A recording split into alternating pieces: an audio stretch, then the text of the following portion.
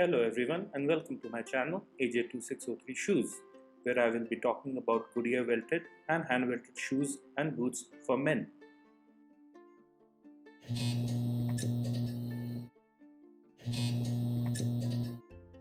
Today I'll be talking about the Trickers toe boot in the acorn color on the day-night sole.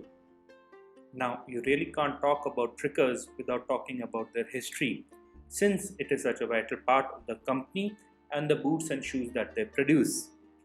Trickers was founded by the Balthrop family way back in 1829 and it is still a family run business.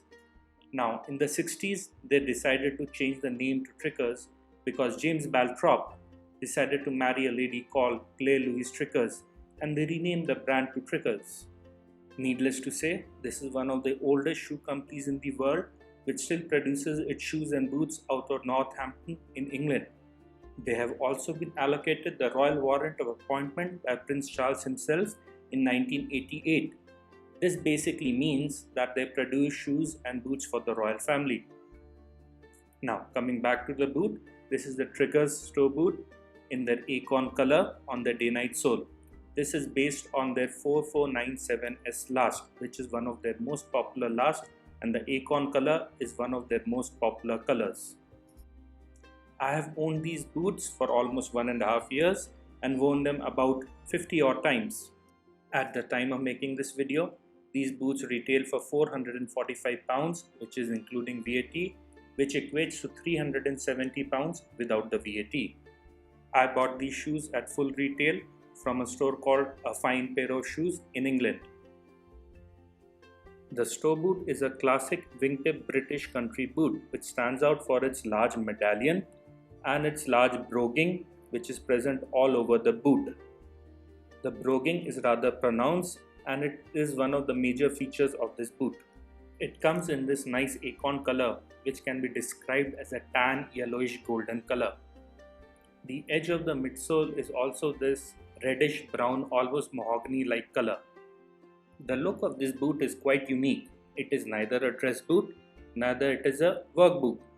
It is uniquely somewhere placed in between, which is very hard to describe and which is not a very easy thing to pull off, but somehow this boot pulls it off. You can easily get away with wearing this boot in a business casual situation. Now, a last is a piece of wood or nowadays synthetic material around which a shoe or a boot is built. This is based on the 4497S last, which is a generous last, and I would say it is the quintessential British country last. It is sleek but not too sleek, neither it is too chonky. It is somewhere in between. It is a generous last and good for people with wide feet or people with normal feet who want to wear thick socks. Now coming down to the party piece of this boot, which is the acorn full grain calfskin leather. Now this is a combination tan leather. Combination tan leathers undergo both chromium tanning as well as vegetable tanning, because of which they are supposed to have the pros of both vegetable and chromium tanning. But which one is better? Companies do claim that combination tan leather is the best as you get the best of both worlds. All three leathers have their pros and cons. So depending on what you are looking for, one leather may be better for you over the other. For this leather, I think combination tan kind of works. Now coming back to the leather, which tannery produces it or which exact process does it go through, these are all trade secret and Trickers does not reveal it to anyone. But whatever they do, the leather on this boot is very good. The depth of the color is something which is quite unique to Trickers and this leather. The clicking and leather selection on these boots are also very good and I have not seen any loose grain till now. I have worn these boots over 50 times and I can hardly notice any creasing. I also like how they have patinaed. Yes, they have not patinaed as much as vegetable tan leather, but that is to be expected since this is a combination tan leather. But I really like the way this leather has patinaed and it has gotten better with age. The color of the leather also changes depending on the light source. A lot of people like this color, a lot of people don't. And I agree, it's a personal choice. But I am in the I like it group.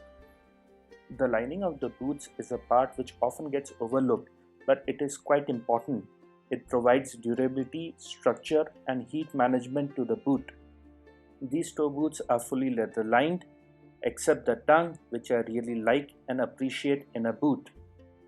It is very important for you to have a care routine for your boot.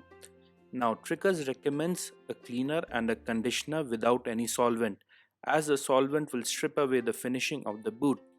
In the real world, it is very difficult to find a product like that. Personally, I have always used the Chamberlain's Leather Milk Formula Number 2, their gentle leather cleaner. This works well for mild cleaning, and I think you can get away with using any other mild cleaner. You can also use saddle soap in case your boots are really dirty. As for conditioning, the only product that I can think of which matches Tricker's description is Big 4. Now, I have never owned Big 4 or used Big 4, but I have used Sophia's Renovator and I have used Venetian Shoe Balm on these boots, and they have both worked well and have conditioned the leather properly. They have slightly darkened the leather over time, but that is to be expected from any conditioner. Additionally, if you are a bit more obsessive like me about taking care of your boots, you can also use a wax polish. I have used this Sophia wax polish in this nice yellow color. Along with those things, I would also recommend that you always use a wooden shoe tree when you are not wearing these boots, and brush these boots as often as you can, especially when you take them off, and condition these boots when the leather starts looking a bit dry. These boots are Goodyear welted. The advantage of a Goodyear welt is that the uppers are sewn onto a welt. Now this welt is then sewn onto an outsole. This might be rubber or leather. Now the advantage of this is that this boot can be resoled multiple times, and because of which this boot can potentially last you for decades. This particular welt on this boot is a semi-storm welt, meaning that this kind of construction is a little bit more resistant to rain and water as compared to your normal Goodyear welt. This boot also features a hot cork footbed along with a leather midsole. The advantage of this is that these eventually mold according to your feet and they become comfortable over time. The addition of all these components does make the boot more comfortable, but it also makes it look a little bit more chunky. As for the stitching, it is mostly well done. I can see no problem with the stitch density. There are no loose threads anywhere, and there has been no construction failure till now. But I think the finishing could have been much better. It is not the best finishing that I have seen in boots of this price range. The medallion is not exactly in the center, the broguing is not the neatest, and the heel stitching is not in the center of the boot. And the welt joint in all of my other boots are better, which is a real shame. That being said, all these things are purely aesthetic and should really not play any role in the durability of these boots, which I think is very good.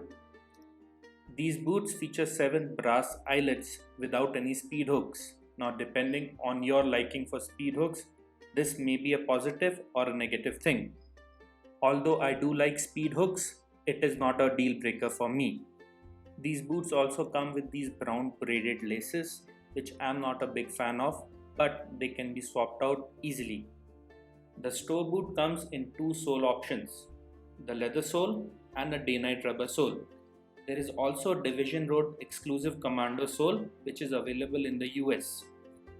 I personally went with the day-night sole because of the added durability. The day-night sole is a British-made rubber sole which is featured on a lot of high-end Goodyear welted boots and shoes. A lot of people like this sole because of the fact that it is low profile along with it being flexible and quite durable. And I do agree that it is quite a durable sole, and flexibility wise I have no complaints. But I am not a big fan of this sole because I think the traction of this sole is not very good. Now for my line of work where I encounter a lot of wet surfaces, this is not the ideal sole. and especially for a country like India where you have a lot of surfaces like wet tiles, this sole does not perform well. Now, sizing can obviously be tricky since everyone's feet are different. For reference, I am an 11E on the Brannick device, and for these boots, I went for a UK 10 Fit 5. In most lasts, which are true to size, I am a UK 10. Fit 5 width equates to a US D width, but because of this last, this almost equates to a US E width and should not be a problem for people with wide feet. This works out well for me since I have wide feet and this is a generous last. Although with thick socks, the fit is a little snug for me. A lot of people say that this leather is extremely soft and this boot has no break-in, but that was not the case for me. This boot took almost 20 to 25 ways for it to break in, which is not insignificant according to me. But it did eventually break in, and eventually over time, this boot did become a lot more comfortable. Now I understand that the break-in period may differ from person to person, but for me, it did take some time. So, what are my final thoughts about this boot? Well, the looks of this boot is extremely subjective. A few other brands offer better finishing in this price range, and the break-in period took some time for me. But all that aside, these are very well made boots in terms of construction and durability, and the leather is excellent. They are also quite versatile. These boots can also take a beating and look good while doing it. Now, obviously, they cannot be worn under a suit, but they can be worn under jeans and a pair of chinos. And you really can't go wrong with these iconic Tricker boots. Now, are these worth it? Well, everyone's budget is different. And I agree with certain people when they say that these are slightly more expensive. But from my point of view, if tomorrow these boots were to get stolen or lost, would I go out and buy another pair? And the answer to that question is yes, I absolutely will. I will buy these boots again if I have to. So, if your budget permits it and you are looking for something similar, then I would say just go ahead and buy these. You will not be disappointed. The construction is excellent, the durability is also very good, and these will last you for decades if properly taken care of. Thank you so much for watching this video. Stay tuned for more boot and shoe reviews that I'll be doing in the upcoming weeks.